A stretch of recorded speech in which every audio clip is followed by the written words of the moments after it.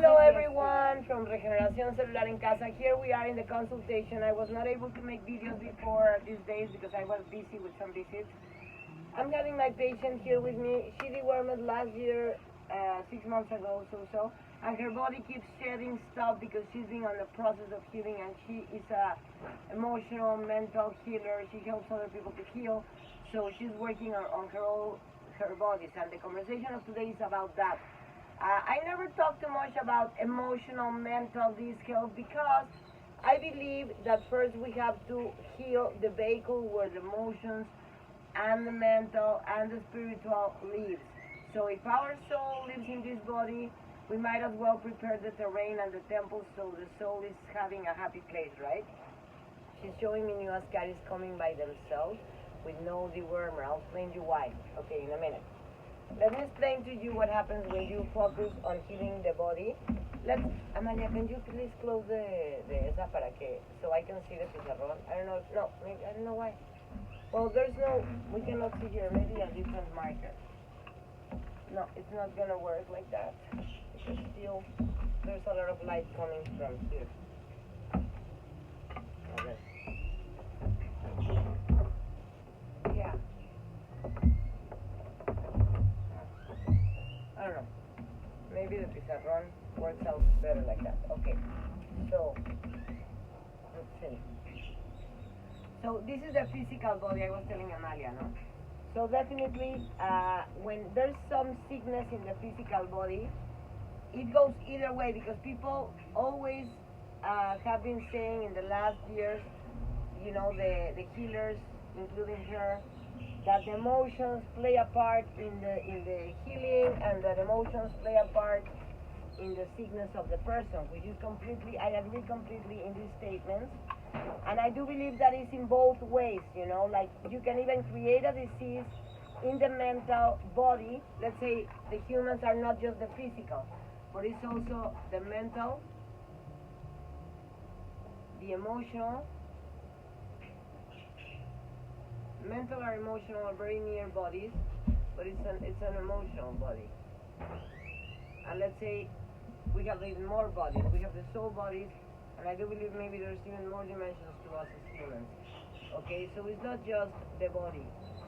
So this would be, let's say, the seat of the soul. Like they say, some antique people say the seat of the soul is in the liver, because see how emotions we are.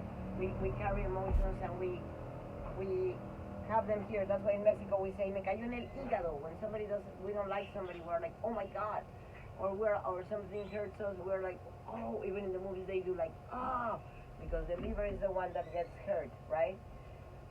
So my focus is always the physical body because first you deal with the temple, right? With the place where all this is sitting. So, because I believe, how can you heal the mental, the emotional, and the soul if it's so uncomfortable to live in this body and to connect to reality and to who you really are, no? Because the first step to healing is to connect to yourself, of course, even if it's painful. Because some people have been so detached of themselves that when they really connect themselves to the reality of their situation, they have to acknowledge and accept many, many things. When I heal the physical, it's easier to do because once you have like a strong treatment on the physical, the things start moving around, moving out, and I believe that the emotional attachments are attached to physical attachments. So when there's worms, like let's say the materials of pathogens of the body have a lower vibration that is connected to the lower emotional body, to the lower mental body, to the lower soul, spirit body, feeling nothing, like we don't deserve this, we are not deservable of things, or like we are not good enough of something, or we hate ourselves in a part.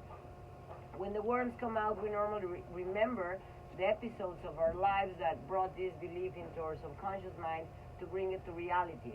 So let's say, for example, that you do have a disease inside. It creates a mental and emotional and a soul condition just by having it in the body. Let's say you acquire a parasite or a pathogen, any bacteria, anything, and then you acquire these emotions. Look at the people diseased in the hospital. They feel this way bad. But also, if I have a bad mental attitude, a bad emotional approach to to life. I don't accept my emotions. I combat my emotions, like I block them, like if it was a pressure cooker, and I block my soul. I don't listen to my soul insights and all this. I will create a physical problem as well. So because the beginning and the most tangible part of ourselves is our body. In my book Regeneración Celular en Casa, in English is Cell Regeneration at Home, I say a lot about focusing on the physical because it's third dimensional and you can actually touch it and work on it right away. With the mental and emotional and the soul, it's like if you were grasping blindly looking and you're not getting everything faster.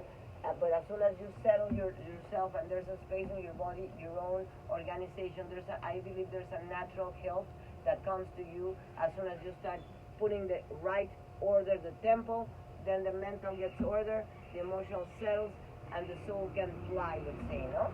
So I hope that this can work for you and serve as some understanding. And sweetie, can you be my choreographer today?